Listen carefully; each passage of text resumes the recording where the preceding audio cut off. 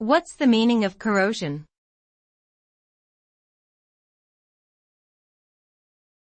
Corrosion.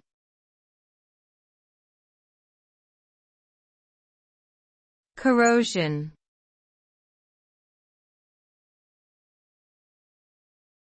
Corrosion.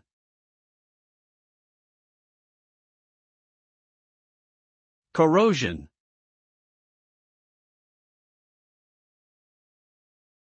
Corrosion refers to the process of gradual degradation and destruction of materials typically caused by chemical reactions with the surrounding environment.